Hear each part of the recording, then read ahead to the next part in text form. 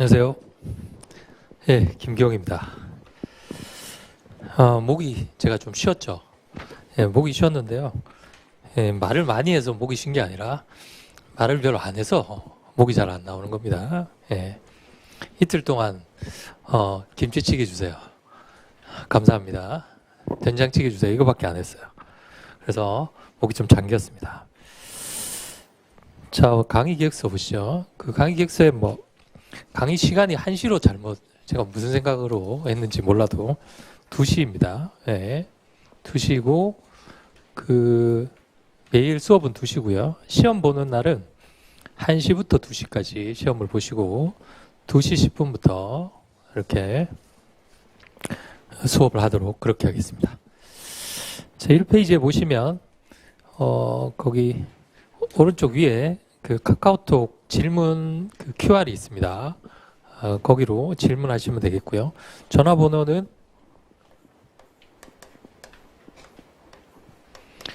이겁니다. 가끔씩 전화하시는 분이 있는데 전화는 받지 않습니다. 새벽에도 전화하시는 분들이 있어요. 전화는 받지 않고 질문은 시간에 상관없이 하시면 됩니다. 어차피 제가 질문을 보는 시간은 정해져 있기 때문에 그래서 질문들 많이 해주시고요. 그 다음에 두 번째 거는 오픈 카톡방입니다. 여기는 이제 주로 파일이나 중요한 안내사항 같은 거를 올려드리고 있습니다. 그래서 가능하시면 여기 가입을 하시고요. 그 다음에 세 번째는 구글 드라이브고요. 여기는 이제 파일 같은 거 올려드립니다. 그 법전 파일이나 이런 것들을 올려드리니까 필요하시면 거기 지금 여러분들 보시는 법전 있죠. 저도 법전을 들고 다니다가 최근에는 이렇게 태블릿에 넣어서 다닙니다. 그 이유는 무거워서가 아니고요. 제가 눈이 나빠서 법전이 잘 안 보입니다. 법전이. 글씨가 너무 작아서 일부러 이걸로 넣어 다니고 있어요. 그래서 파일이 필요하신 분들은 그 파일 올려놨으니까요. 그 파일을 활용하시면 되겠습니다. 그 다음에 거기 중간에 강의 특징이라고 되어 있는데요. 저희가 이제 앞으로 해왔던 강의가 첫 번째 이제 인문 특강을 했었고요. 인문 특강 안 들으신 분 있으시면 꼭 들으셔야 됩니다. 지금 들으셔도 돼요. 지금 들으셔도 되니까 반드시 들으셔야 됩니다. 왜냐하면 기본적인 게 나중에 헷갈립니다. 처추변, 기속력 이런 건 다 알아요. 그런데 행정주체와 행정기관, 행정청을 몰라요. 그게 뭐냐면 기본적인 개념을 이해를 잘 못하시기 때문에 그렇습니다. 그래서 인문특강은 안 들으셨으면 꼭 들으시고 한 번 들으셔도 또 좀 이해가 안 된다. 그럼 또 한 번 더 들으시기 바랍니다. 그 다음에 두 번째는 이제 저희가 이제 연기는 다 들으셨죠. 자, 연기는 기본 교재로 핵심 정리 행정쟁송법으로 했었죠. 기본적인 내용을 했었습니다. 저희 이제 다음에 일기인데요. 일기 때는 이제 강의 교재가 두 개입니다. 이렇게 두 개. 주 교재는 이겁니다. 이 교재는 185페이지죠. 185페이지인데 이 교재는 연기 때 배우셨던 핵심 정리 행정쟁송법 있죠. 그것에서 필요한 내용만 답안에 쓸 분량으로 줄여놓은 겁니다. 줄여놓은 거예요. 그래서 보시면 지금 많은 분들이 선생님 이거 가지고 될까요? 걱정하시는데요. 걱정 안 하셔도 됩니다. 이것만 하셔도 충분해요. 이것만 하셔도 충분하기 때문에 원래는 작년까지는 여기다가 이제 기출문제 요약본을 넣어놔서 350페이지였습니다. 그래서 근데 원래 합격하신 분들 말씀을 들어보니까 기출문제는 어차피 기출에 있으니까 그냥 내용만 넣어주시면 좋겠다라고 해서 다 뺐어요. 다 빼고 내용만 넣었습니다. 그래서 이 책만 보시면 충분합니다. 그리고 합격하신 분들도 거의 다 이 책으로 공부를 하셨더라고요. 그래서 이 책만 보신다라고 생각하시면 돼요. 그리고 판례만, 이 책하고 판례만 추가하시면 됩니다. 올해 시험에도 이 책하고 판례만 추가하시면 23년도 시험에도 전혀 모자란 게 없었어요. 이 책이 없다. 다른 책에도 없습니다. 이 책이 없으면 다른 책에도 없어요. 그러니까 이 책은 나중에 공부해 보시면 아시겠지만 줄칠 게 없어요. 처음부터 끝까지 다 줄쳐야 됩니다. 이것만 외우신다고 생각하시면 돼요. 지금부터 본격적으로 암기를 하시면 됩니다. 본격적으로. 그래서 책도 가볍잖아요. 185페이지밖에 안 되고요. 예. 요걸 한 65% 정도 하고요. 그 다음에 이제 요 책을 할 겁니다. 이제 기출 사례라고 해서 요 책은 잘 보시면 파트가 2개예요. 한번 보시죠.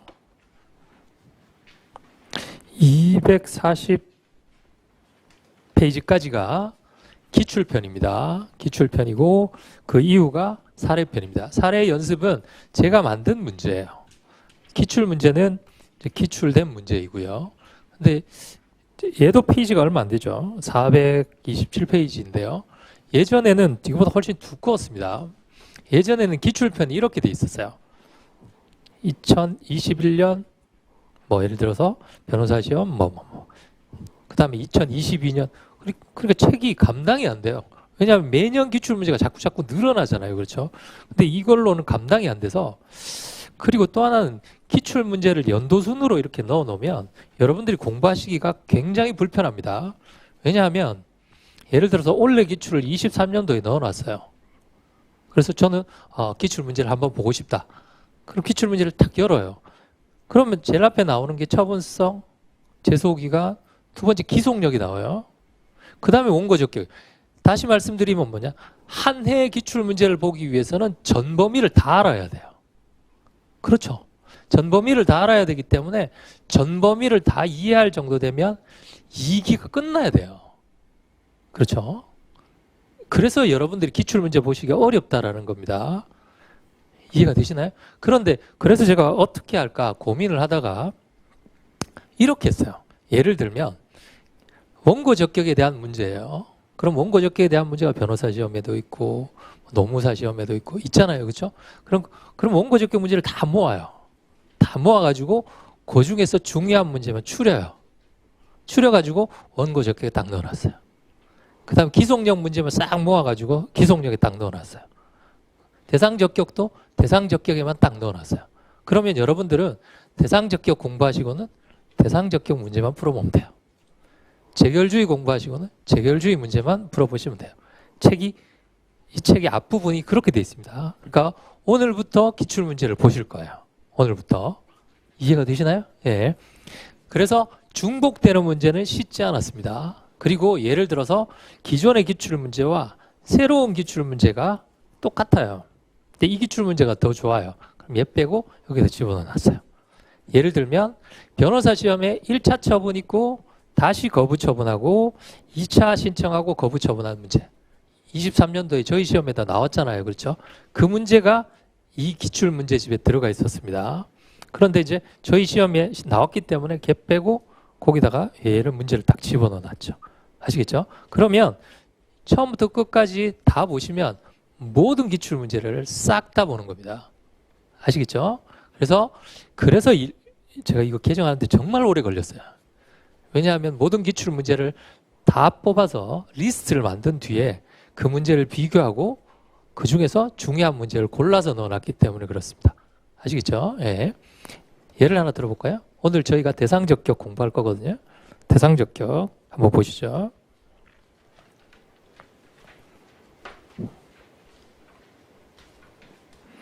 (27페이지) 기출 9번입니다. 설명은 나중에 해드릴게요. 자, 위에 기출 9번 위에 보세요. 취소 소송의 대상이 되는 처분 있고 적극적 공권력 행사예요. 자, 항고 소송의 대상이 되는 것은 적극적 공권력 행사. 또 뭐가 있죠? 소극적 공권력 행사인 거부 처분. 그 다음에 재결이 있잖아요. 그렇죠? 자, 적극적 공권력 행사가 9번. 페이지 넘겨볼까요? 10번, 11번, 12번, 13번, 14번 까지만 풀어보시면 이제까지 나왔던 기출문제 중에 대상적격과 관련된 적극적 공권력 행사의 중요한 문제는 다 들어가 있습니다. 이것만 풀어보시면 다른 건 보실 필요가 없어요. 왜냐하면 어차피 다 중복이에요. 그렇죠? 예를 들어 권력적 사실행위를 공부하면 다음에 권력적 사실행위가 나오면 답안은 똑같잖아요. 그렇죠? 철거행위나 폐기행위나 똑같단 말이죠. 이해가 되시죠? 그 다음이 소극적 공권력 행사예요. 자, 소극적 공권력 행사의 15번, 16번. 소극적 공권력 행사는 2개만 풀어보면 돼요. 아시겠죠? 2개만 풀어보죠. 그 다음에 특수처분. 그게 뭐냐면 부관입니다. 아시겠죠? 부관의 소위 독립쟁송 가능성이라는 거 우리 연기 때 배웠잖아요. 그렇죠? 그럼 요게 끝났어요. 끝나고 나면 기출 18번이 나옵니다. 처분성이 끝나고 나면 뭐가 나오죠? 재결이 나오죠. 원처분주의. 그래서 18번에 보시면 재결소송이라고 돼 있어요. 요거 제목을 바꾸세요. 원처분주의로 바꾸시기 바랍니다. 지금 바꾸세요. 자, 원처분주의. 그럼 원처분주의와 관련된 게 문제가 몇 가지냐? 자, 하나 페이지 넘겨보겠습니다. 19번, 기출 19번. 이것도 원처분주의로 바꾸세요. 2개. 그 다음에 기출 20번. 이것도 원처분주의예요. 3개. 아시겠죠? 원처분주의는 3문제만 풀어보면 돼요. 3문제만 풀어보면. 아시겠죠? 원처분주의 다음에 뭐 나옵니까? 재결주의 나오죠. 페이지 넘겨보세요. 재결주의. 이해가 되시나요? 원처분주의 공부하고 나서 그 다음에 뭐 공부한다? 재결주의 공부하니까 재결주의 공부하고 문제 한 문제 풀어보면 끝이에요. 그러면 대상적격의 제일 마지막이 뭐냐면 원처분주의, 적극적 처분, 거부처분, 원처분주의, 재결주의 끝나고 제일 마지막에 나오는 중요한 부분이 뭐죠? 분필 사례입니다. 네? 이러시면 안 됩니다. 분필 사례. 소위 일부 취소 재결, 변경 재결. 분필 사례가 몇 가지 있었죠? 3가지 있었죠. 첫 번째가 지금 모르셔도 됩니다. 첫 번째가 일부 취소 재결. 두 번째가 변경 재결. 세 번째가 3-1번이죠. 3-1번은 변경 명령 재결. 그렇죠? 3-2번, 3-3번까지 5개 있었습니다. 5종류 있었어요. 기출 22번. 얘가 분필 사례 1번입니다. 23번 보세요. 얘가 분필 사례 2번이에요. 기출 24번 보세요. 얘가 분필 사례 3-1번입니다. 기출 25번. 분필 사례 3-2번이에요. 기출 26번. 얘가 분필 사례 3-3번이에요. 다시 말씀드리면 분필 사례 5개를 다 한 문제씩만 딱딱딱딱 넣어놨어요. 이해가 되시죠? 그러면 이 5문제만 풀어보면 모든 분필 사례 기출 문제를 싹 다 풀어보는 거죠. 책을 이렇게 만들었단 말이죠. 기가 막히시죠? 얼마나 힘들었겠어요. 왜냐하면 순서도 그 순서대로 되어 있어요. 책 순서대로 되어 있습니다. 책 순서대로 되어 있기 때문에 하나 보시고 하나 공부하고 하나 보시고 하나 공부하고 이렇게 하면 돼요. 이제 아시겠죠? 나중에 권리보호 필요성도 마찬가지예요. 권리보호 필요성도 실이남소잖아요. 실이남 먼저 나오고 소 먼저 나오고 소멸했을 때도 뭐예요? 기간의 경과, 처분의 집행, 그 밖의 사유 이렇게 돼 있잖아요. 책도 기간의 경과 한 문제, 처분의 집행 한 문제, 그 밖의 사유 한 문제 이렇게 돼 있어요. 이해가 되시죠?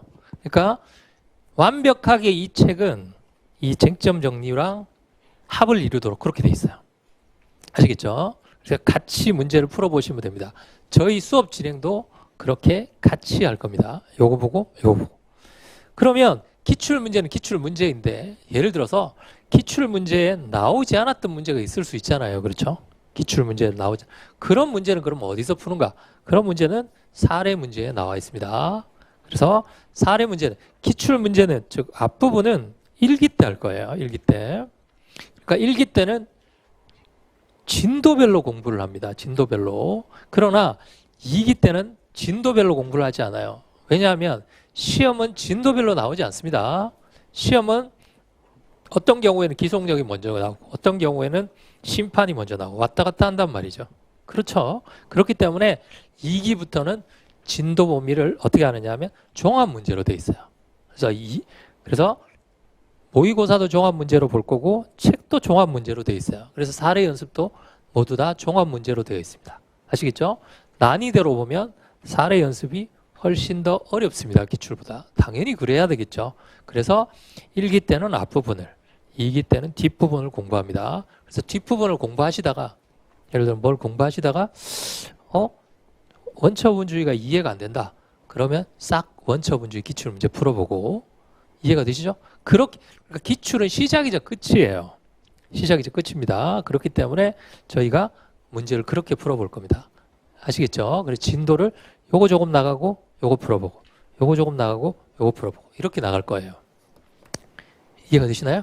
그러니까 2기 때는 어떻게 나갈 거냐면 2기 때도 예를 합니다. 2기 때도 예를 하는데 얘는 가볍게 볼 거예요. 이거 보고 2기 때는 되게 복잡하죠. 이거 보고 그 다음에 뒤에 사례 보고 그 다음에 매일매일 시험 보고 아시겠죠? 매일매일 2기가 가장 힘듭니다. 가장 힘들어요. 왜 힘드냐 하면 보통 이제 시험 공부를 미리 하셨던 분들 그래서 원래 그러니까 23년도에 합격하지 못하셨던 분들이 주로 2기, 3기 때 많이 들어오세요. 그래서 2기, 3기는 폭발적으로 늘어납니다. 수강생이. 그래서 그분들하고 이제 여러분들이 이제 경쟁을 하셔야 돼요. 그분들은 상당히 잘 씁니다. 상당히 잘 쓰기 때문에 좀 그때 가셔서 경쟁을 하려면 지금부터 열심히 준비를 해야 됩니다. 열심히 준비를 아시겠죠? 그래서 2기 때는 그렇게 나갈 겁니다. 거기 보시면 2기 때는 집중적인 사례풀이와 실전 모의고사. 그래서 쟁점 정리, 그 다음에 기출 사례, 사례편이 주가 됩니다. 그래서 3기 때는 교재가 없어요. 3기 때는 교재가 없이 3기 때는 매일 시험만 봅니다. 매일 시험 보고 시험 해설해드리고 그걸로 끝이 아니고 보충 문제를 내드려요. 매일 100점씩 내드립니다. 100점 시험 보고 100점 보충 문제예요. 아시겠죠? 그래서 매일 200점 그러니까 매주가 되겠죠. 주말반이니까 매주 200점씩 시험 보신다고 생각하시면 됩니다. 그래서 그때 외우셔도 돼요. 근데 지금부터 미리미리 외우시면 그때 가서는 좀 쉽겠죠. 그거 끝나고 나서 3기 끝나고 나서도 한 달 정도 시간이 있습니다. 그래서 그때는 이제 본격적으로 이 책만 계속 외우는 거예요. 작은 책만 들고 다니면서. 아시겠죠? 그러시면 20번 정도는 보실 수 있어요. 충분히 20번 정도 보실 수 있습니다. 이 책은. 20번 정도만 보시면 합격하시는 데는 큰 지장은 없습니다. 아시겠죠? 합격하시는 데는 큰 지장이 없어요.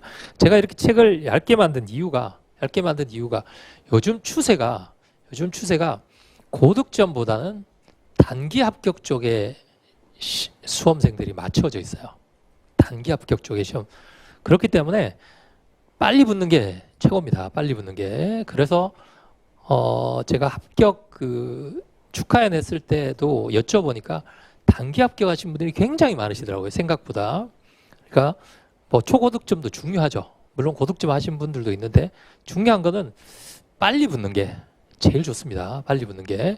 그래서 어느 정도 수준까지만 그러니까 합격할 수 있는 수준까지만 왜냐하면 과목이 행정쟁송법만 있는 게 아니잖아요.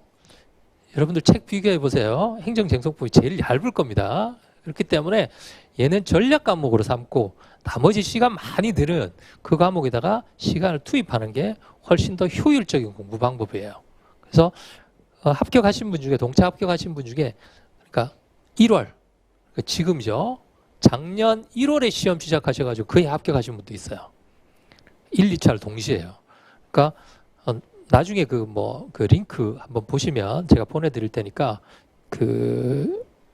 한번 들어보시기 바랍니다. 근데 제가 들어보니까 이분은 그만큼 짧게 합격하시겠다 이런 느낌이 들어요. 그러니까 한치 오차도 없이 정확하게 공부를 하셨어요.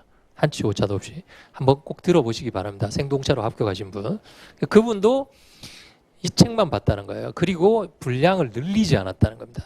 해서는 아니 될 게 뭐가 있느냐라고 하니까 절대 분량을 늘리면 안 된다는 거예요. 시험 전까지 다른 강사님들 것 다 찾아보고 그런 거 할 시간 이거 한 번 더 보는 게 훨씬 더 낫다는 거죠.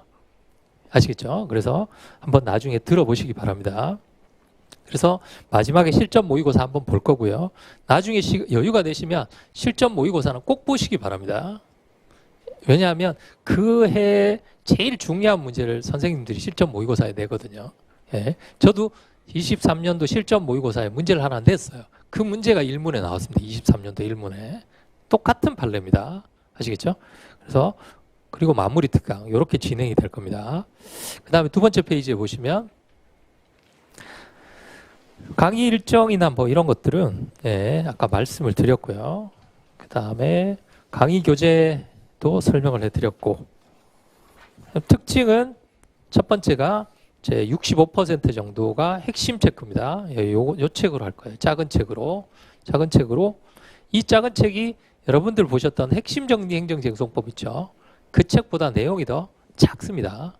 그러니까 똑같은 내용도 내용이 더 작아요. 일부러 줄였습니다. 일부러. 왜냐하면 답안에 쓸 분량만큼으로 줄여놨기 때문에 이 책으로 보시면 되겠어요. 그 다음에 두 번째가 이제 기출 문제입니다. 기출 문제가 한 35% 정도. 그럼 사실 일기의 포커스는 기본 이론도 중요하지만 기출 문제 풀어보는 게 굉장히 중요합니다. 왜 중요한가 기출 문제가? 예를 들어서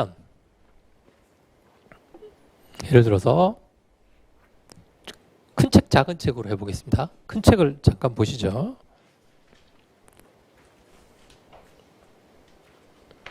큰 책의 106페이지 한번 보겠습니다. 기출 32번.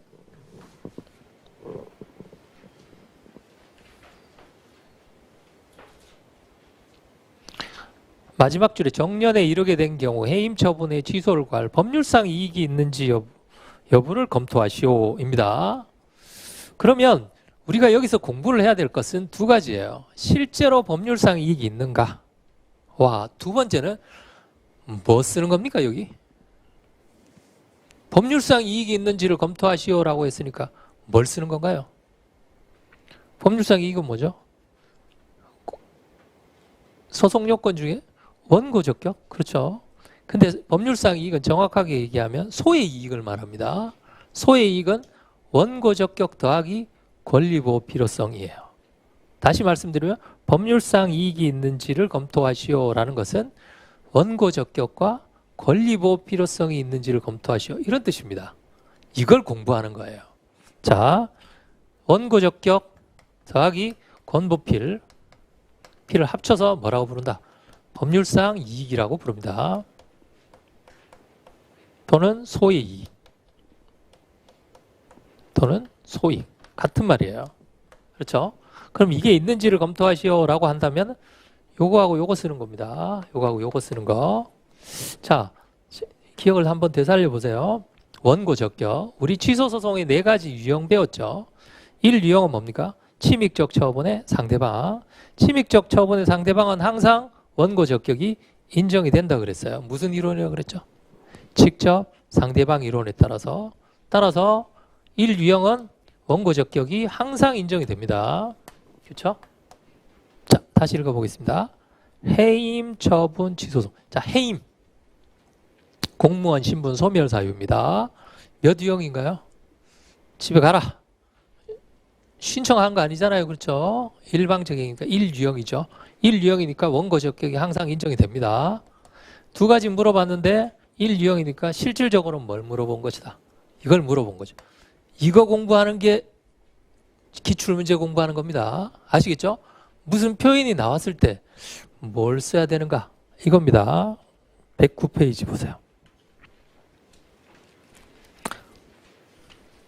자, 마지막에 처분의 취소를 구할 소의 이익이 있는지를 논하시오. 똑같이 노무사 시험에 나왔죠. 자, 소의 이익 뭐예요? 아까는 이렇게 물어봤다가 이번에는 어떻게 물어본다? 이렇게 물어본 거죠. 결국은 같은 얘기입니다. 아시겠죠? 그리고 1개월 경과한 이후에도 처분이 뭐냐면 1개월 정지 처분이에요. 1개월 정지 처분은 몇 유형인가요? 자, 몇 유형인가요? 라고 했을 때 제일 먼저 신청이 필요한지를 먼저 보세요. 1개월 정지 처분은 신청이 필요 없죠. 나 정지 좀 시켜주세요. 이렇게 신청하는 사람 없잖아요. 그렇죠? 1유형이에요. 역시 똑같은 문제입니다. 그렇죠? 자, 페이지를 넘겨보세요. 113페이지. 설문입니다. 해당 제품은 폐기되었고 1개월 정지 기간이 도과되었다면 소송은 소의 이익이 있는가입니다. 결국은 뭐예요? 하나, 똑같은 얘기죠. 똑같은 얘기. 그러면 법률상 이익이 있는가, 소의 이익이 있는가, 소익이 있는가라고 물으면 이 두 가지를 쓴다. 이거 공부하는 게 기출을 보는 겁니다. 그 다음에는 뭡니까? 아, 이제 그럼 실제로 원고 적격이 있는가, 두 번째는 권리보호 필요성이 있는가, 이거 공부하는 거죠. 그러니까 어떤 표현이 나오면 뭘 쓰라 라는 게 출제하신 분하고 수험생과의 약속이에요. 아시겠죠? 이해가 되시나요? 예를 들면 소가 적법한가? 소가 적법한가? 또는 소송이 적법한가? 라고 물어봤어요. 이거 뭐 쓰는 겁니까? 자, 이거하고 구별해야 될 게 뭐냐면 처분이 적법한가? 입니다. 처분이 적법한가? 처분이 적법한지 위법한지는 무엇의 문제예요? 자, 취소 소송의 소송물이 뭐예요? 처분의 위법성입니다. 아시겠죠? 이건 본안 문제입니다. 본안 문제. 따라서 이건 시험에 나오지 않습니다. 뭐가 나온다? 소가 적법한가가 나온 거죠. 소가 적법한가 또는 소송이 적법. 이거는 소송 요건을 물어보는 겁니다. 아시겠죠? 그러면 이 표현이 나오면 뭘 물어보는 것이다? 소송 요건을 물어보는, 그거 공부하는 거예요. 아시겠죠? 표현이 나왔는데 이게 무엇인지를 모르면은 뭘 써야 될지 모르잖아요. 그렇죠? 처분이 적법한가는 시험에 안 나옵니다. 뭐가 적법한가? 소송이 적법한가? 소가 적법한가? 이렇게 물어봅니다. 아시겠죠? 예. 이게 이 책을 보는 이유입니다. 그래서 각각의 경우에 어떻게 물어보는가 그 표현을 우리가 암기를 해야 돼요. 이거 물어볼 때는 뭐 쓴다. 이거 물어볼 때는 뭐 쓴다. 이렇게요. 아시겠죠? 그게 이제 그 다음에 이제 쓰기 시작하면 이제 권보필을 쓴다라고 하면 어떻게 권보필을 구성해 나갈까? 이걸 이제 나중에 공부를 하게 되는 겁니다. 그 다음에 세 번째 이제 기출 했으니까 이제 실전 기출 모의고사. 모의고사를 3번 볼 겁니다. 모의고사는 제가 진도 범위를 가르쳐 드려요. 여기서 나옵니다. 왜냐하면 1기 때는 가르쳐 드려야 됩니다. 왜냐하면 한 범위 내에서 자유롭게 내겠습니다. 이러면은 굉장히 여러분들이 힘드시기 때문에 그 새로운 문제가 아니라 기출책 있죠. 책에서 범위를 정해드려요. 여기서부터 여기까지 나옵니다. 그럼 그 안에서 공부를 하셨다가 쓰시면 되겠어요. 그 다음에 네 번째는 이제 최고 답안. 최고 답안을 제가 뽑습니다. 최고 답안을 뽑아서 강평을 해드립니다. 이거는 1기부터 2기, 3기까지 계속 다 해드려요. 그래서 어떤 거는 좋다. 만약에 최고 답안을 복사해서 나누어 드리면 많은 분들이 그게 다 진리라고 생각을 하세요. 그런데 이제 그 중에서 틀린 부분도 있기 때문에 좋은 부분은 본인이 가지고 가시고 틀린 부분은 나는 이렇게 안 써야지 이렇게 공부를 하시는 겁니다. 그래서 여러분들 시험 보시면 최고 답안 강평을 해드립니다. 그 다음에 5번째, 저는 1기부터는 매주 숙제를 내드립니다. 매주 또는 매일이요. 숙제를 내드려요. 그래서 매일 한 문제 내지 2문제씩 숙제 내드립니다. 숙제 내드리면 꼭 써보시기 바랍니다. 써보시기 바라요. 다 써보시라는 것이 아니라 숙제가 뭐냐면 요 기출 문제집 있죠. 기출 문제집에서 저희가 오늘 기출을 5가지 했다. 5문제를 풀었다. 그러면 그 중에서 중요한 거 2개 뽑아드려요. 그거 집에 가서 써보시면 됩니다. 써보실 때 뭘 써보시냐 하면 문제점하고 답만 써보시면 돼요. 내용은 안 써보셔도 됩니다. 뭐 써보셔도 상관은 없어요. 그렇지만 지금 문제점하고 답이 선생님 문제점하고 답이 뭡니까? 지금 그러시는데 제가 조금 이따가 요 책 풀 때 제가 설명을 해드리겠습니다. 아시겠죠? 네. 그 다음에 대법원 오늘 판례 하나 받으셨죠? 오늘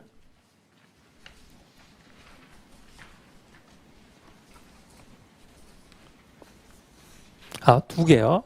거기 보시면 1회 연습 있고 2회 연습 있죠. 1회 연습, 2회 연습 있는데 매일매일 1개씩 나누어 드립니다. 그래서 저희가 1기 때 11회 할 거기 때문에 11개, 2기 때 9개 하면 9개. 그래서 한 20개, 그러니까 한 회당 2-3개씩 나눠 드리니까 한 30-40개 정도 공부를 하실 거예요. 그 안에서 이게 뭐냐면 최신 판례입니다. 그 안에서 시험에 나옵니다. 그렇게 알아두시면 되겠어요. 전혀 이상한 데서는 시험에 나오지 않아요. 전혀 이상한 판례에서 시험에 나온다면 다른 사람도 다 모릅니다. 어차피 제가 모르는 건 누가 알겠어요. 그렇기 때문에 이 안에 있는 것만 제가 최신 판례를 재작년부터 나누어 드렸거든요. 작년 1기 때 나누어 드린 최신 판례가 원래 시험에 나온 거예요. 1문으로. 그렇기 때문에 최신 판례는 요거 정리하셔서 제가 이렇게 중요하다고 표시해 드립니다. 그런 것들은 모아 두셨다가 나중에 딱 공부를 하시면 돼요. 아니면 예를 들어서 어떤 대상적격에 관한 최신 판례다. 그럼 그거 오리져가지고 여기 대상적격 책 있죠. 작은 책 여기다가 꽂아 두시면 돼요. 아시겠죠?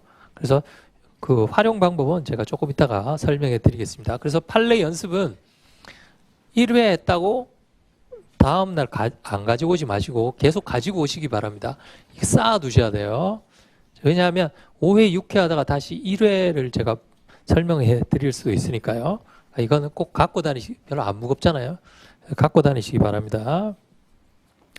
그 다음에 특징은 뭐, 예, 넘어가지고. 그 다음에 강의 교재는, 예, 그 전면 개정판이고요. 가장 큰 특징은 아까도 말씀드렸다시피 기출 다 뺐습니다. 그 다음에 쟁점이 57개입니다. 57개면 많은 건 아니죠.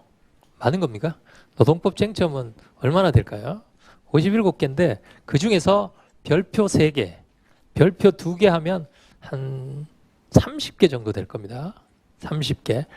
30개 안에서 무조건 70%는 나옵니다. 아시겠죠? 70%는 무조건 나온다고 보시면 돼요. 이 안에서. 그러니까 일단 암기를 하시려면 별표 3개부터 먼저 암기를 하시기 바랍니다. 그 다음에 그 3번에서 아실 수 있겠지만 중요 키워드를 중심으로 좀 압축해서 서술했어요. 압축해서 서술했기 때문에 그 핵심 정리 행정 쟁송법보다는 조금 더 양이 작습니다. 그 다음에 중요도 같은 거 표시해 드렸고요. 그리고 특히 그 기출 표시를 해 드렸어요. 기출을 몇 번 나왔구나 이렇게 보지 마시고 최근에 나온 애를 잘 보셔야 돼요. 최근에 많이 나온 애.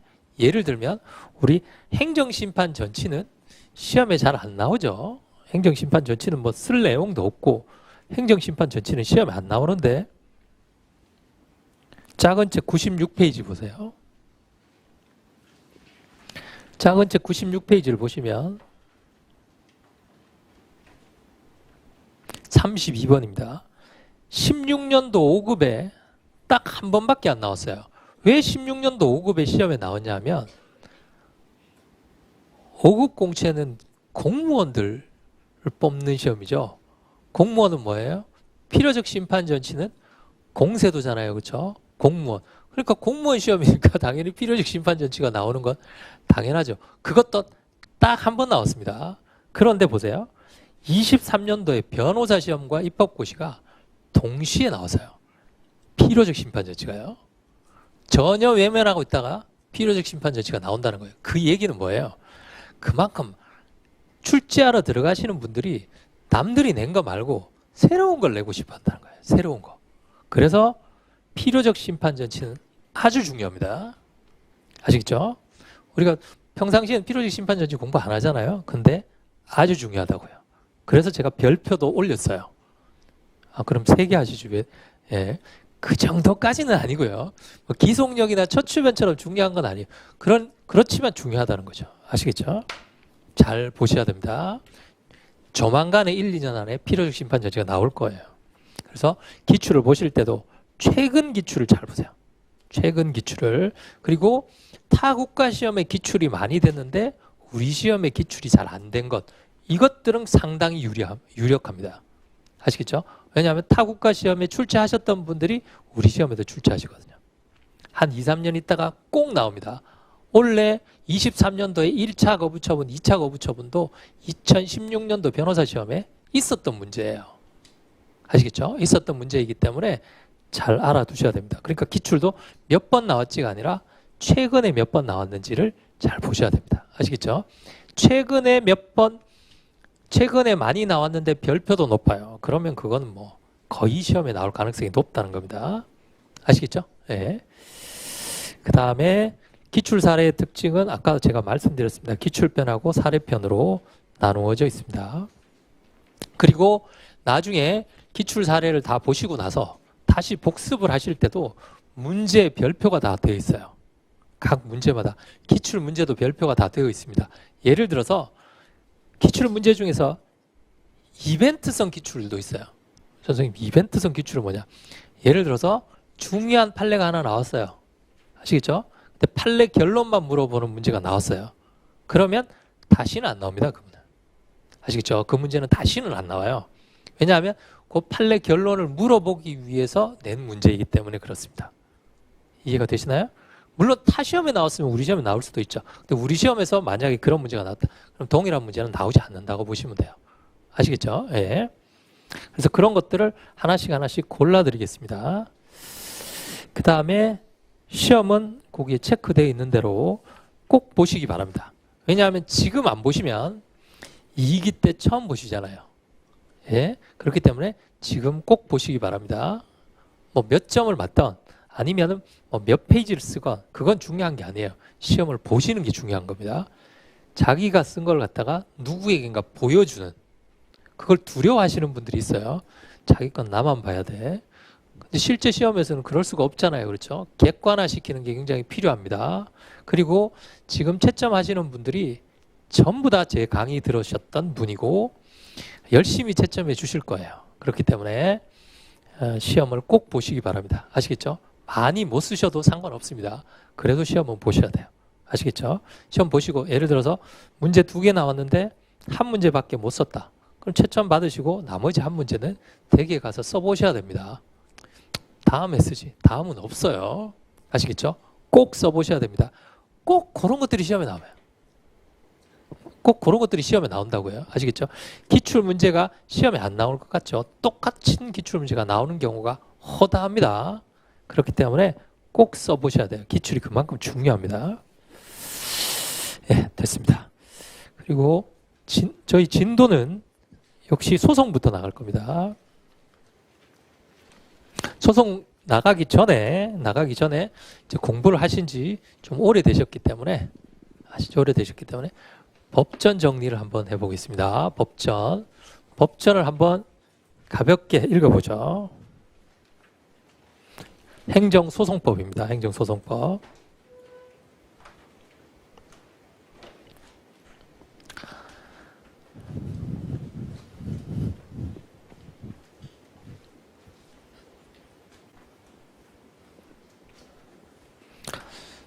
자, 1조부터 한번 읽어보겠습니다. 자, 1조 위에 뭐라고 되어 있나요? 총칙이라고 되어 있습니다. 총칙이라는 것은 모든 소송에 공통된다 이런 뜻입니다. 읽어보겠습니다. 이 법은 행정소송 절차를 통하여 행정청의 위법한 처분, 그 밖에 공권력 행사, 불행사 등으로 인한 국민의 권리 이익의 침해를 구제하고, 자, 첫 번째 목적이 뭐라는 거예요? 국민의 권리 또는 이익의 침해를 구제한다라는 겁니다. 행정소송의 두 가지 기능이 뭐죠? 권리를 구제하고 두 번째 행정을 통제하는 거죠. 자, 소송법 1조도 뭐가 먼저 나와 있어요? 권리나 이익의 침해를 구제한다. 이게 먼저 나와 있죠. 권리 구제 기능이 먼저예요. 두 번째가 공법상 권리관계 또는 법 적용에 관한 다툼을 적정하게 해결하는 것을 목적으로 한다. 이게 바로 행정통제입니다. 행정소송의 목적은 뭐예요? 권리를 구제하는 기능과 행정을 통제하는 두 가지 기능이 있는데 권리 구제가 우선입니다.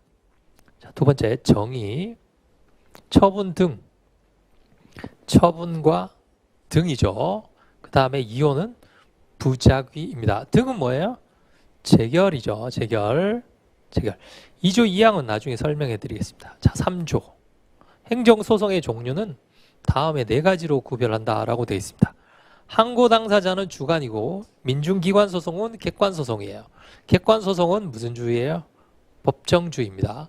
다시 말씀드리면 객관소송은 특정한 행정주체의 권리나 법률상 이익하고 관계없이 소송을 제기하는 거죠. 그렇죠? 객관적인 소송이에요. 다시 말씀드리면 객관소송은 행정소송이 아닙니다. 행정소송 맞지 않습니까? 행정소송이 아닌데 행정소송법에 집어넣어 준 거예요. 원래는 진정한 의미의 행정소송이 아닙니다. 행정소송이 아니에요. 아시겠죠? 행정소송이 아니다. 어디에서 배워요? 행정소송의 한계에 가면 배웁니다. 그럼 원래 행정소송은 뭐예요? 항고와 당사자 소송을 행정소송이라고 합니다. 아시겠죠? 자, 항고소송은 무엇을 다투는 거예요? 처분 등이나 부작위에 대해서 다투는 소송을 말합니다. 자, 부작위에 대해서 다투는 소송인데 부작위는 무엇의 부작위예요? 처분의 부작이죠. 다시 말씀드리면 처분 등이나 처분 등의 부작위에 대해서 다투는 소송입니다. 다시 말씀드리면 항고소송은 핵심 개념이 뭐다? 처분이다. 당사자 소송은 처분 등을 원인으로 하는 법률관계, 그 밖에 공법상 법률관계에 관한 소송으로, 당사자 소송은 소송의 대상이 뭐예요? 법률관계입니다. 법률관계. 자, 법률관계는 다른 말로 하면 뭐죠? 무슨 관계라고 그랬죠? 권리 의무 관계죠. 권리가 있다, 의무가 없다. 권리가 없다, 의무가 있다. 다 된단 말이죠. 원래 산문에도 뭡니까? 권리나 의무에 관한 소송이 나왔죠. 아시겠죠? 권리나 의무에 관한 소송은 당사자 소송입니다. 그 다음에 뒤에 보시면 그 법률관계 한쪽 당사자를 피고로 한다. 자, 행정청을 피고로 하는 것이 아니라 누구를 피고로 한다? 한쪽 당사자를 피고로 한다라는 거예요. 그러면 행정주체가 원고가 될 수도 있고 누가 될 수도 있어요? 피고. 자, 원고, 피고 다 왔다 갔다 될 수 있어요. 그러나 항고소송은 처분에 불복하는 사람이 항상 원고고 처분하는 사람이 누구예요? 항상 피고이기 때문에 오락가락하지 못합니다. 자, 오락가락하는 것은 당사자 소송입니다. 아시겠죠? 자, 그 다음에 민중기관 소송이 있고요. 항고소송은 취소 무효 부작위. 자, 5조, 6조, 7조. 자, 8조로 넘어가겠습니다. 행정소송에 대해서 다른 법률에 특별한 규정이 있는 경우를 제외하고는 이 법이 정하는 바에 따른다 라고 되어 있어요. 여기 보세요. 아무것도 아닌 조항인 것 같죠? 아무것도 아닌 조항인 것 같죠? 자, 행정소송법은 행정소송에 관한 무슨 법이에요? 일반법이죠. 일반법. 일반법 반대말은 뭐예요? 일반법 반대말은 특별법도 있고 개별법도 있어요. 아시겠죠? 일반 특별도 있고 일반 개별도 있습니다. 이해가 되시나요? 일반 특별법은 뭐냐면 어떤 한 행위에 대해서 동시에 이렇게 딱 적용이 돼요. 충돌이 됐을 때 어느 법이 적용이 된다? 특별법이 적용이 된다는 거예요. 예를 들어서 물건을 팔았어요. 물건을 팔면 원래는 민법이 적용이 됩니다. 근데 물건을 파는 사람이 상인이면 상법이 적용이 돼요. 아시겠죠? 똑같은 거에 대해서 적용이 됐어요. 특별법이 우선. 자, 일반 개별법은 뭐냐면 개별법은 이렇게 되어 있는 거예요. 이 바구니처럼 이렇게 물을 이렇게 부어요. 그럼 여기에 묻는 것도 있고 떨어지는 것도 있겠죠. 이게 개별법이고 떨어지는 것은 일반법입니다. 개별법에 적용이 없으면 일반법이 적용이 돼요. 앞으로 뭐가 일반법이다 라고 한다면 개별법이 먼저 적용이 되고 일반법이 적용이 되는 겁니다. 아시겠죠? 예. 예를 들어서 행정기본법이 일반법입니다. 행정기본법이 일반법 나중에 배웁니다. 행정기본법의 이의신청에 보면 이의신청을 하고 이의신청 결과 통지를 받은 날로부터 90일 이내 소송 제기하면 된다라고 되어 있어요. 아시겠죠? 그런데 만약에 그게 아니라 어떤 법에 이의신청하고 결과 통지를 받은 날로부터 30일 이내 소송 제기해야 된다라고 한다면 어느 법이 먼저 적용되고 그 법이 먼저 적용이 된다는 거예요. 그런데 그 법을 어떤 다른 법을 보니까 이의신청을 할 수 있고 뭐 기각 결정을 받으면 소송을 제기할 수 있다라는 것이 있지 며칠 이내 소송을 제기하는 게 없어요. 그럼 어떻게 된다? 기본법이 적용이 된다는 거예요. 이해가 되시나요 이제? 네. 그게 바로 기본법입니다. 그러니까 행정소송법도 뭡니까? 행정소송에 관한 일반법이 되는 거죠. 일반법. 그럼 만약에 어떤 특별한 법에서 제소기간 규정이 있어요. 그러면 어느 법이 먼저 적용된다? 그 법이 먼저 적용된다는 거예요. 아시겠죠? 그 다음에 2항. 특별한 규정이 없는 사람. 했는데 행정소송에도 없어요. 행정소송에도 없으면 어떻게 된다? 법원조직법, 민사소송법, 민사집행법 규정을 준용하도록 되어 있습니다. 특히 중요한 게 뭐예요? 민사소송법이죠. 법원조직법은 어디에 나와요? 행정소송에 한 개 하나 나오고 민사집행법은 가처분에 하나 나옵니다. 아시겠죠? 가처분에. 나중에 설명을 해드리겠습니다. 자, 제2장 취소소송입니다. 9조부터 몇 조까지인가요? 34조. 이건 외우셔야 되겠죠? 9조부터 34조. 그럼 9조부터 34조 조문 안에 들어가 있는 건 다 취소소송 조문입니다. 그렇죠? 그럼 35조부터가 이제 취소소송 이외의 항고소송 조문이 되겠죠? 자, 취소소송은 제가 설명해 드렸죠? 7가지로 구성이 되어 있습니다. 첫 번째가 소송의 대상. 소송의 당사자. 첫 번째가 원고. 그 다음에 권보필. 두 번째 피고. 세 번째 소송 참가.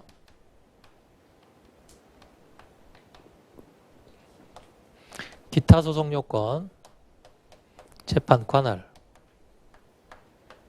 두 번째 행정심판 전치. 제소기간. 자, 소송 요건 중에 제일 중요한 게 뭐예요? 소송의 대상이죠. 자, 2대 소송 요건, 소송의 대상과 원고 적격. 3대 소송 요건, 권리보호 필요성. 4대 소송 요건, 피고 적격. 5대 제소기간입니다. 아시겠죠? 왜냐하면 전치는 주의하시기 바랍니다. 뭐가 원칙이에요? 필요예요, 임의예요? 임의적 심판 전치는 심판을 거치지 아니해도 문제가 되지 않아요. 필요적 심판 전치만 거쳐야 됩니다. 그러면 소송 요건이 되는 경우는 언제만? 필요적 심판 전치인 경우에만 소송 요건이 돼요. 아시겠죠? 필요적 심판 전치가 아닌 경우는 소송 요건이 되지 않아요. 그러니까 관할은 안 중요하니까. 그럼 5가지예요. 하나, 둘, 셋, 넷, 5가지. 자, 우선 소송의 대상. 소송의 대상은 몇 조예요? 많은 분들이 소송의 대상 하면 2조랑 1호의 처분 등 아닙니까? 아니죠. 처분이 소송의 대상이 된다는 조문이 몇 조예요? 19조죠. 자, 19조를 보겠습니다. 19조. 취소소송은 처분 등을 대상으로 한다. 아까 보셨죠? 처분과 뭐예요? 등. 처분과 등. 등이 뭐죠? 재결이죠. 처분과 재결을. 그러나 처분과 재결이 있을 때 무엇이 원칙이다? 원처분주의가 원칙입니다. 재결은 재결의 고유한 위법이 있어야 돼요. 자, 19조가 소송의 대상이 됩니다. 그러면 소송의 대상을 물으면 몇 조부터 시작한다? 19조부터 시작을 합니다. 그리고 19조는 2조, 1항, 1호, 처분 등 정의 규정으로 갑니다. 아시겠죠? 19조. 자, 두 번째, 소송의 당사자입니다. 소송의 당사자. 원고가 될 자격, 12조. 1문입니다. 12조 1문. 볼까요? 취소소송은 처분 등의 취소를 구할 법률상 이익이 있는 자가 제기할 수 있다. 법률상 이익, 다른 말로 하면 권리이죠. 권리. 이게 원고 적격이고, 두 번째, 여기 권리라고 그랬죠. 권보필이 뭡니까? 권리, 보호, 필요성이죠. 이 권리가 이 권리입니다. 아시겠죠? 권리를 재판상 보호할 필요가 있겠는가? 이 권보필은 조문이 있어요, 없어요? 권보필은 조문이 없습니다. 명시 규정이 없어요. 명시적인 규정이 없어요. 다만 권리보호 필요성의 일부만 규정하고 있어요. 일부가 뭐예요? 12조 2문입니다. 이건 일부예요. 아시겠죠? 자, 권보필이 없는 4가지 경우가 실, 이, 남, 소 4가지잖아요. 실, 이, 남, 소 중에 실, 이, 남은 명문의 규정이 없고 소만 있습니다. 그게 요거예요. 소멸된 경우예요. 처분의 여력이 소멸된 경우. 실, 이, 남, 소. 자, 그러면 소송의 대상, 원고 적격, 피고 적격. 기본적으로 시험 문제에 나왔다. 소송 요건을 문제가 나왔다. 그러면 셋 중에 하나입니다. 셋 중에 하나. 대상, 원고, 권리보호 필요성. 요즘 가장 뜨고 있는 건 얘죠. 권리보호 필요성이 가장 뜨고 있어요. 그 다음에 두 번째, 피고 적격. 13조입니다. 처분을 행한 행정청을 피고로 합니다. 어떤 경우 피고 적격이 문제가 되는지는 나중에 설명해 드리겠습니다. 13조. 자, 원고는 잘 보세요. 원고는 내가 소송을 제기하면 이 사람이 원고라고 주장을 하는 거잖아요. 법률상 이익이 있다고 주장을 하면 되죠. 그러나 피고는 어떻게 됩니까? 원고 이렇게 고르는 거잖아요. 그렇죠? 원고는 내가 원고 다라고 주장을 하는 거고, 그러면 이 사람이 법률상 이익이 있는지만 판단해 주면 되겠죠. 피고는 원고 이렇게 고르는 사람이에요. 아시겠죠? 고르는 사람인데 민사소송의 경우에는 피고는 원고가 이렇게 지적한 사람이 피고입니다. 그러나 행정소송에서는 저 사람이요, 그렇다고 피고가 되는 게 아니에요. 법에 피고가 정해져 있습니다. 13조. 아시겠죠? 처분을 행한 행정청을 피고로 한다. 그럼 처분을 행한 행정청이 아닌 다른 사람을 지적할 수도 있잖아요. 그러면 어떻게 됩니까? 피고를 잘못 지적했으니까 피고를 고쳐야 되겠죠. 그게 피고 경정입니다. 아시겠죠? 피고 경정. 아시겠죠?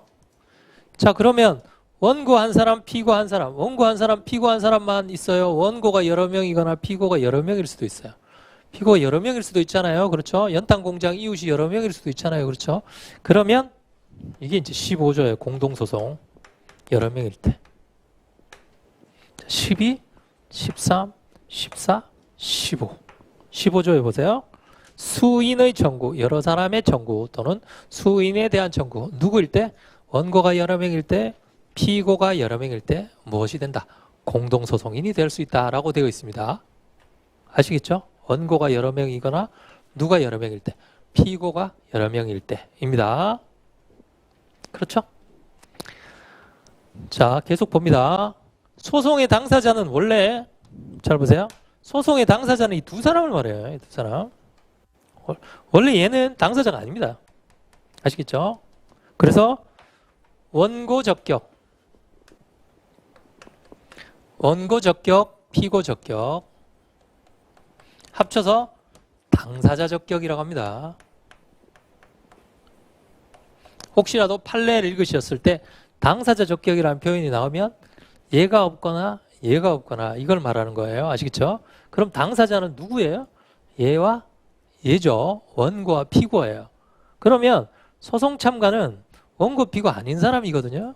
따라서 원래 당사자가 아니에요. 당사자가 아닌데 행정소송법은 얘를 당사자에다가 집어넣어 놨어요. 조문 체계를 한번 보세요. 12조 위에 뭐라고 돼 있어요? 당사자라고 돼 있습니다. 12조 원고, 13조 피고, 14조 경정, 15조 공동, 16조, 17조. 그렇죠? 참가인이 당사자 안에 들어가 있어요. 그러니까 우리도 두 가지로 이해를 하면 돼요. 원래 본래적 의미의 당사자는 원피고인데 행정소송법은 얘를 넣어놨다. 이렇게 생각하시면 돼요. 16조, 17조예요. 소송 참가는 두 가지입니다. 제3자의 소송 참가, 그 다음에 행정청의 소송 참가. 자, 보세요. 소송 참가가 되려면 원고, 피고 말고 또 한 사람이 더 있어야 되는 거죠. 주인공이. 그렇죠?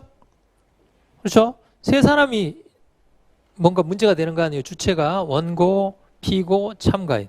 그럼 제3자의 소송 참가는 일반적으로는 사인이 둘이에요. 사인이 둘. 사인이 둘의 행정청 하나. 아시겠죠? 사인이 둘이면 한 사람은 원고고 한 사람이 참가인이에요. 자, 원고가 있고 참가인이 있고 사인이 둘 되려면 그 행정행위가 무슨 성격을 가지고 있어야 됩니까? 한 사람에게는 수익, 한 사람에게는 취미. 즉 복효적인 성격을 가지고 있어야 됩니다. 아시겠죠? 복효적인 성격을 가지고 있어야 한 사람은 소송을 제기하고 한 사람은 참고인이 되는 거죠. 참가인이 되는 겁니다. 아시겠죠? 삼각관계예요. 잘 보세요. 행정청 하나에 이렇게 삼각관계. 이해가 되죠? 복효적 행정이. 두 번째, 행정청이 하나 더 있어요. 그러면 원고는 하나고 행정청이 이렇게 두 개예요. 역삼각형 모양입니다. 아시겠죠? 그럼 얘는 행정청, 여기도 행정청이 더 있는 거죠. 행정청이 둘이에요. 그럼 얘는 주무고 얘는 관계죠. 아시겠죠? 행정청이 둘이고 원고가 하나인 경우. 예를 들면 진호위에서 처분을 합니다. 불복을 해서 중노위의 재심 판정을 받아요. 재결주의죠. 재결주니까 무엇이 소송의 대상이 돼요? 재결이 소송의 대상이니까 중노위원장을 피고로 하겠죠. 주무. 그런데 마음이 찝찝한 사람이 있죠. 그 사람이 누구예요? 진호위. 이렇게 역삼각형 관계. 얘가 소송에 참가하도록 돼 있단 말이죠. 이해가 되시죠? 그러니까 17조가 나오려면 행정청이 둘이어야 된다. 하나는 주무고 하나는 관계. 이제 아시겠죠? 이게 소송 참가입니다. 그 다음에 기타 소송 요건. 기타 소송 요건은 구조, 관할입니다. 구조.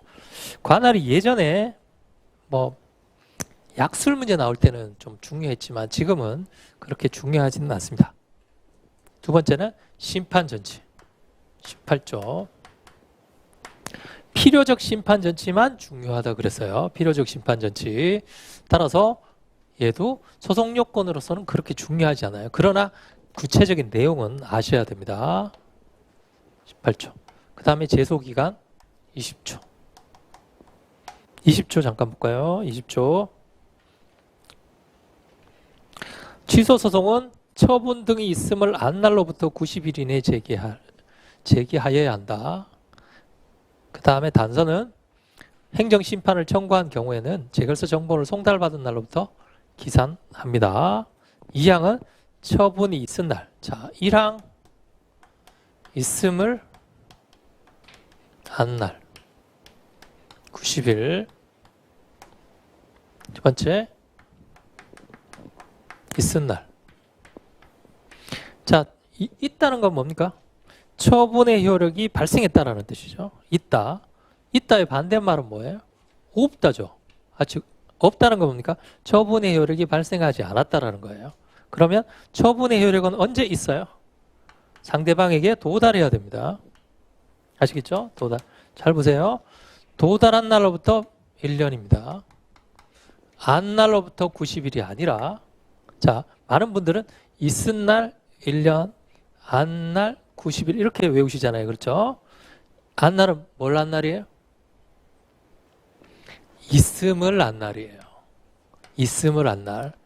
있음을 알려면 뭐가 전제가 돼야 돼요? 있어야 돼요. 다시 말씀드리면 도달됐다는 사실을 알아야 됩니다. 이해가 되시죠? 도달한 날, 도달했다는 걸 안 날. 이런 뜻입니다. 그러면 도달하지 않았어요. 그런데 다른 경로를 통해서 알게 됐어요. 그러면 제소기간 제한은 없습니다. 아시겠죠?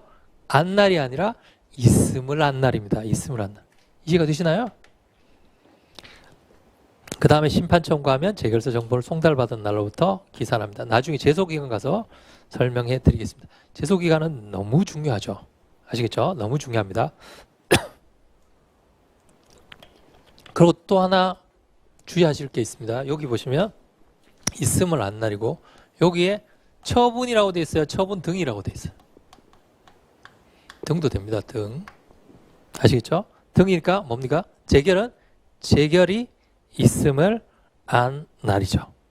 재결이 있음을 안 날이에요. 재결이 있음을 안 날. 행정심판 청구하면 20조 1항 본문 적용돼요? 단서 적용돼요? 아, 좀 오래됐죠? 예, 저 기억이 잘 안 나실 거예요. 어쨌든 요 안에 처분뿐만이 아니라 재결도 들어간다라는 겁니다. 재결도 들어간다. 좀 가볍게 한번. 자, 행정청이 가볍게 처분을 합니다. 1월 1일에 들어갔어요. 심판을 청구합니다. 위원회에서 재결이 나왔습니다. 자, 재결서 정본이 3월 1일 날 도착했습니다. 아시겠죠? 3월 1일 날 도착했어요. 그러면 20조 1항 단서에 한번 보시면 행정심판을 청구할 수 있는 경우, 그 밖에 할 수 있는 경우, 잘못 알린 경우 재결서 정본을 송달받은 날로부터 기산한다. 여기서 재결서 정본을 송달받은 날로부터 기산한다라고 되어 있죠. 그런데 20조 1항 단서의 주어를 찾아보세요. 무엇을 다툴 때입니까? 있나요? 없나요? 심판 청구한 경우는 재결서 정보를 송달받은 날로부터 기산한다. 이렇게만 돼 있죠. 무엇을 다툴 때요? 없잖아요. 그렇죠? 이해가 되시나요? 자, 20조 1항 단서는 심판을 청구하는데 무엇을 다툴 때냐면 처분을 다툴 때예요. 아시겠죠? 자, 보시죠. 처분 재결이 있으면 원처분주의 원칙상 무엇이 소외 대상이에요? 얘가 소외 대상이죠. 그렇죠? 요걸 다툴 때 제소기간의 기산점은 언제가 된다? 얘가 된다. 그게 20조이랑 단서예요. 아시겠죠? 그러면 소의 대상은 이것만 돼요? 얘도 돼요? 얘도 되죠. 뭐가 있으면. 고유한 이법이 있으면 됩니다. 그럼 얘를 다툴 때 제소기간의 기산점은 언젠가요? 그게 바로 이겁니다. 아시겠죠? 20조랑 본문이에요. 20조랑 본문. 이해가 되시나요? 나중에 다시 한 번 더 설명해 드리겠습니다. 가볍게 보시면 돼요. 왜냐하면 이게 조문을 볼 때와 그냥 책으로 볼 때 느낌이 다르거든요. 그래서 조문을 지금 읽어보는 겁니다. 처분 등이 있음을 안 날이라고 돼 있어서.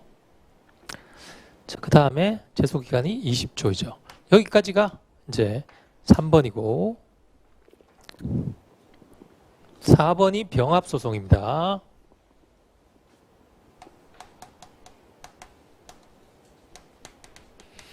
병합소송. 병합소송이라는 것은 청구가 여러 개 있거나, 그러니까 모으는 거죠. 청구가 여러 개 있거나 여러 사람이 있거나. 그래서 두 가지가 있어요. 첫 번째가 관련 청구 소송의 병합.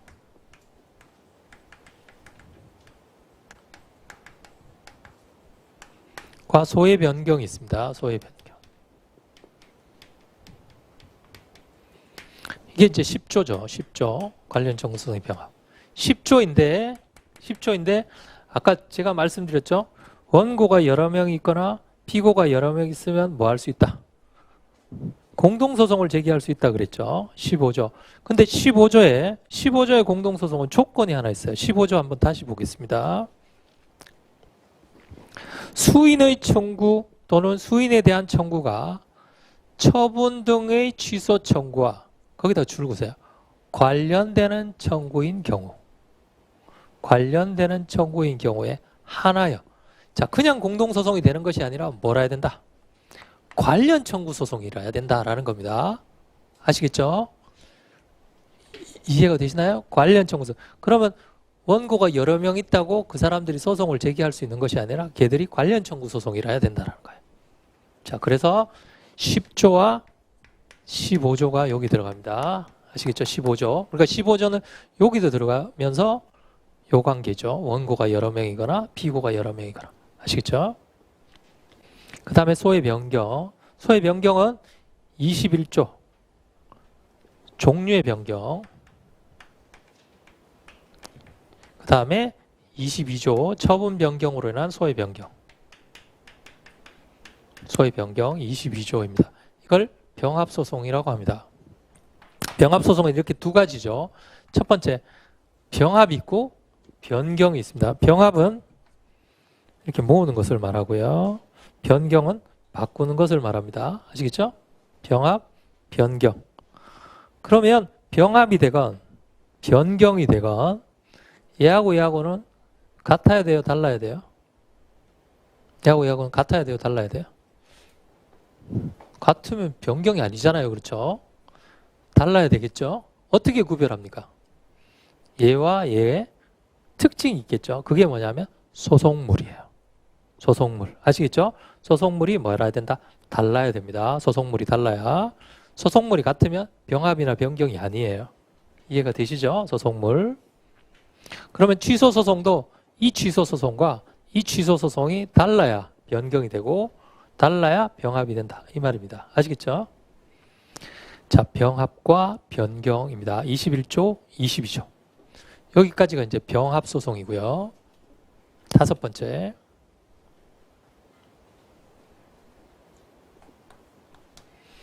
다섯 번째가 가구지수단입니다. 집행정지. 두 번째, 가처분. 가처분은 명문의 규정이 없죠. 명문의 규정이 없기 때문에 민사집행법 300조 준용해가지고 될 수 있는지에 대해서 학설의 대립이 있습니다. 집행정지가 바로 23조, 24조이죠. 가가 뭐예요? 가는 잠정적 이런 뜻입니다. 잠정적. 언제까지요? 자, 처분을 받습니다. 처분을 받고 소송을 제기합니다. 예를 들어서 취소 소송을 제기합니다. 침익적 처분을 받고 취소 소송을 제기하면 처분은 사라지나요? 있나요? 자, 처분은 언제 사라지나요?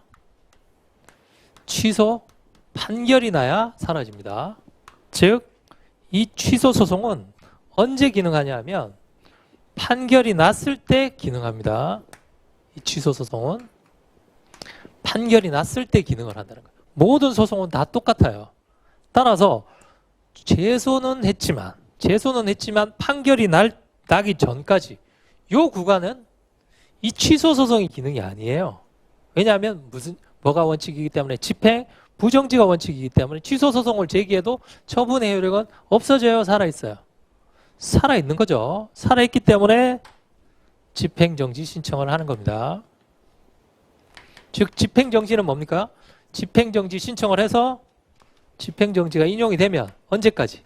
원칙적으로 판결이 나기 전까지 이렇게 이 사람에게 권리구제를 해주는 것을 말합니다. 최근에 며칠 전에 뉴스 보니까 부실건설회사들에 대해서 행정청이 영업정지 8개월, 어떤 경우에는 10개월 영업정지 처분을 했더라고요. 10개월 영업정지 처분. 건설회사가 10개월 영업정지 처분 받으면 어마어마한 손해이겠죠. 그래서 이분들이 재밌습니다. 기사가 부실건설 너무 죄송하게 생각한다. 사죄 드린다. 해놓고 법원에 가서 취소소송을 제기하면서 뭘 신청했다? 집행정지를 신청했단 말이죠. 그래서 기사가 재밌어요.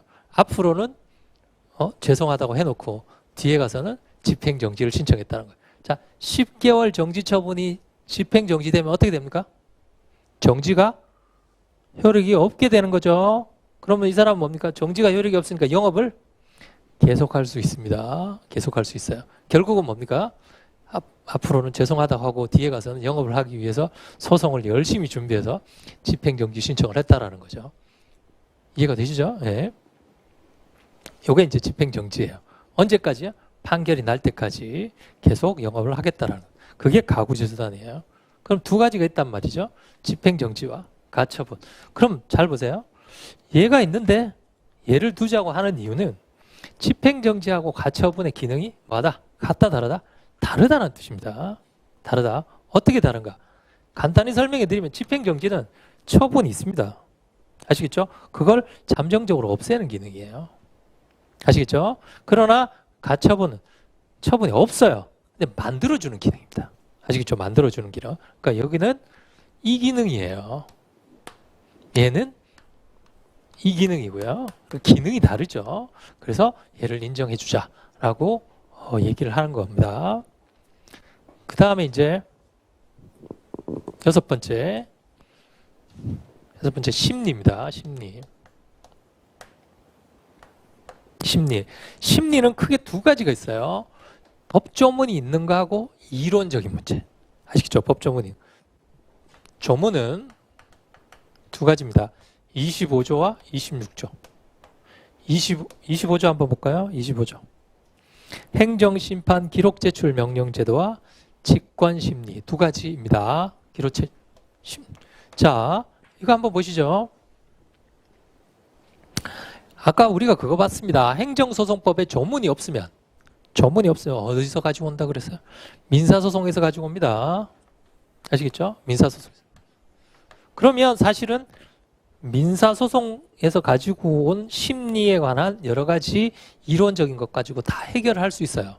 그러나 민사소송하고 행정소송은 약간 다릅니다. 뭐가 달라요?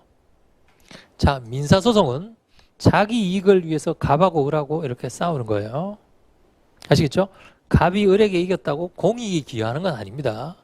그러나 행정소송은 뭡니까? 아까 보셨다시피 권리를 구제하기도 하지만 그렇죠? 행정을 통제하기도 하죠. 공익에 기여도 한단 말이죠. 그렇죠? 그 다음에 또 하나는 갑과 을은 대등한 관계이죠. 누가 우위다라는 게 없어요. 그러나 갑하고 행정청은 얘기가 다릅니다. 저쪽은 법률 전문가예요. 그래서 민사소송처럼 가만히 놔둘 수가 없다라는 겁니다. 가만히 놔둘 수가 없다. 그래서 행정소송법이 특별 규정을 두고 있는 거예요. 이게 특별 규정을 두고 있다. 그러니까 25조와 26조를 보실 때는 아, 이게 특별 규정이구나. 행정소송의 특별 규정이구나. 뭐 때문에요? 불평등한 관계이고 행정통제 기능이 있기 때문에 누구를 도와주는? 원고를 도와주는 기능을 한단 말이죠. 원고를 도와주는. 그래서 25조든 26조 읽어볼까요? 법원이 필요하다고 일정할 때는 직권으로 증거조사할 수 있고 당사자가 주장하지 아니한 사실에 대해서도 판단할 수 있습니다. 이런 것들은 민사소송에서는 있을 수 없는 일이에요. 왜 있을 수 없는 일이에요? 이 사람이 주장도 안 했는데 이 사람 주장하지 아니한 사실에 대해서도 막 판단을 한다든지 이렇게 해버리면 뭡니까? 그러면 법원이 한 사람을 일방 당사자를 도와주게 돼 있는데 그러면 누가 지겠어요? 법원이 도와주는데. 그렇죠? 그러니까 민사소송에는 있을 수 없지만 행정소송은 그렇다라는 겁니다. 행정소송은. 그런 기능을 한다는 걸 알아두시고. 자, 두 번째. 심리에서 원래는 이론적인 부분입니다. 이론적인 부분. 심리는 두 가지죠. 소송 요건에 대한 것과 본안에 대한 것.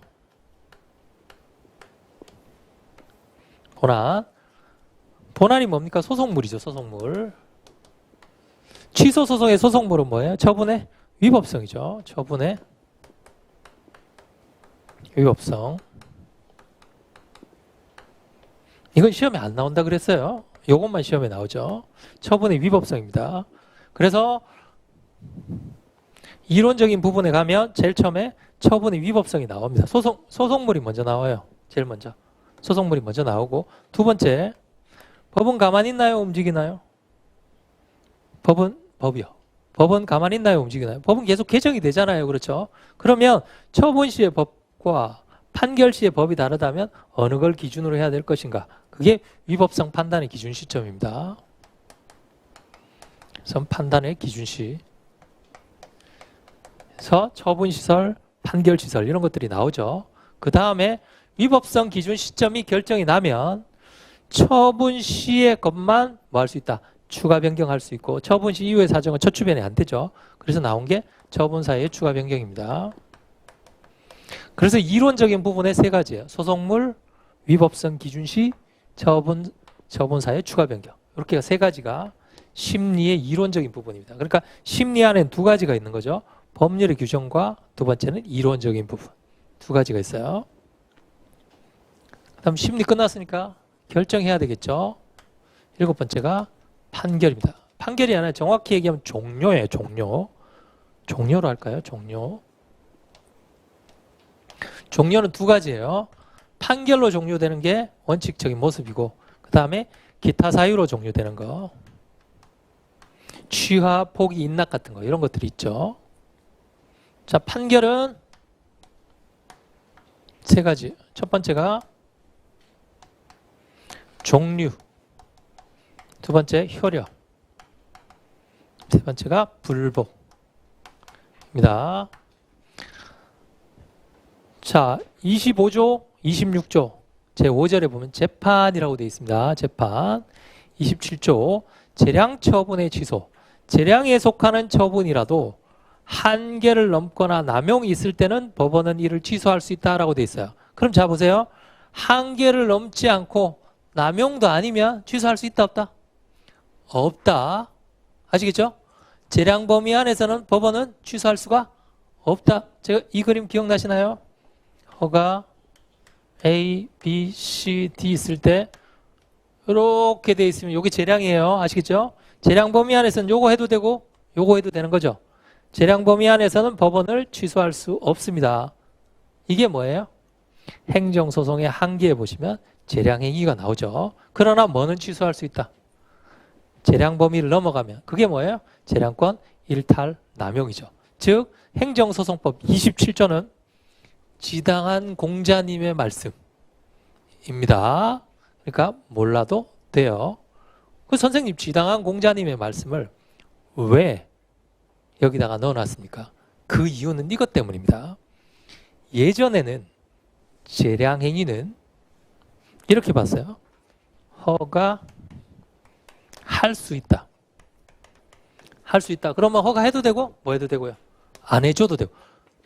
예전에 이렇게 봤어요. 해주던 안 해주던 이거 해주던 이거 해주던. 따라서 입법자가 할 수 있다라고 했으니까 해주든 안 해주든 행정청 마음이라는 거예요. 따라서 예전에는 재량행위는 모두 다 사법심사가 안 된다고 봤어요. 아시겠죠? 소송해도 아니 법에 할 수 있다라고 되어 있으니까 해도 되고 안 해도 되지 않느냐 라고 했는데 그 이후에 법이 발전하면서 재량도 어떻게 됐다. 한계가 있더라는 거예요. 한계가. 그래서 요 범위 안에서는 못 건드리지만 이 범위 벗어나면 할 수 있다라는 쪽으로 법이 바뀌어서 그 상징적으로 27조를 넣어놓은 겁니다. 사실 뭐랄까 역사적인 조문이에요. 역사적인 조문. 이해가 되시나요? 그러니까 역사적인 조문이구나. 넘어가시면 됩니다. 자, 그 다음이 28조예요. 사정 판결이 판결의 종류잖아요. 그렇죠?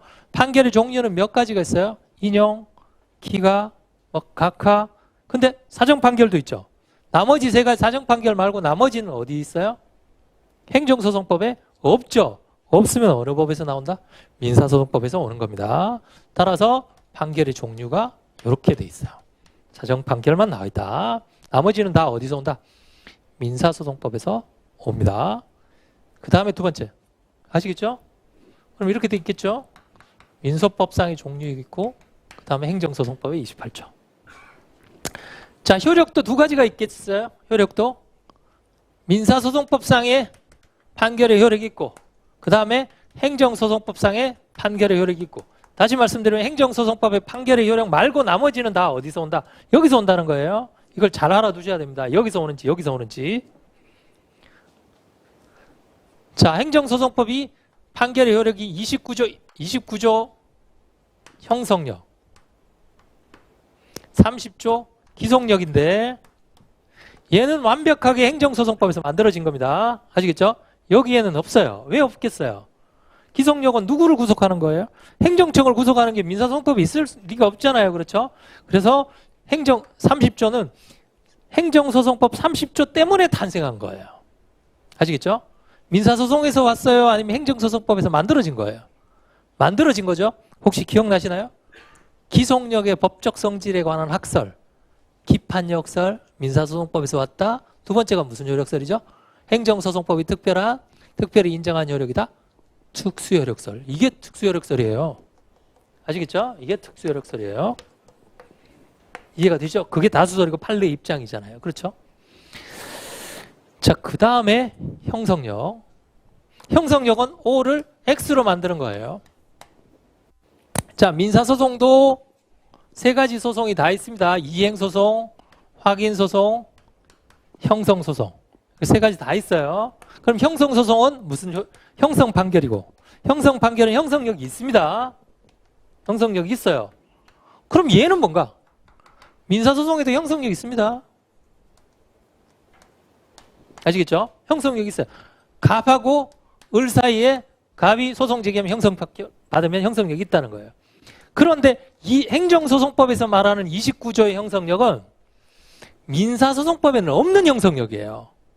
읽어보겠습니다. 처분을 취소하는 확정 판결은 누구에게도 형성력이 있다? 제3자에게도 형성력이 있다는 거예요. 도. 제3자가 추가됐다는 거예요. 나머지 당사자에 관한 형성력은 어디에서 와요? 민사소송법에서 온다는 얘기예요. 아시겠죠? 그러니까 29조 1항은 뭡니까? 제3자에게도 효력이 있다는 거예요. 이런 것들은 민사소송에는 없어요. 왜 민사소송에는 없어요? 복효적인 행위가 없습니다. 복효적인 행위가. 제3자에게도 효력이 있다는 건 뭡니까? 복효적인 행정작용이 있다는 거예요. 아시겠죠? 그러면 여기 보세요.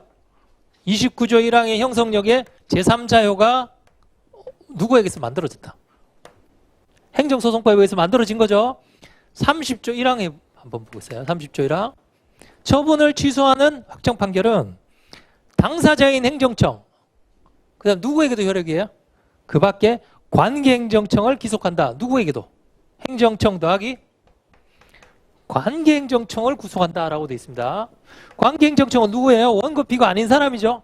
이 제3자도 원고 피고 아닌 사람이잖아요. 그렇죠? 이해가 되시나요?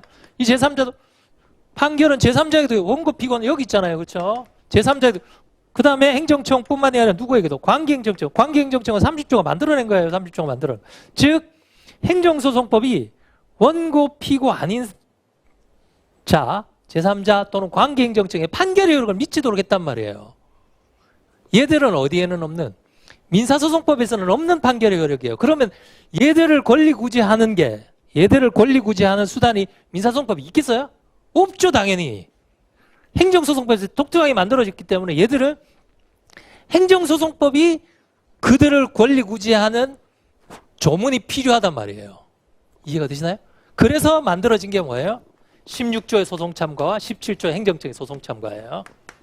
아시겠죠? 얘들은 뭐 때문에? 이것 때문에 만들어진 겁니다.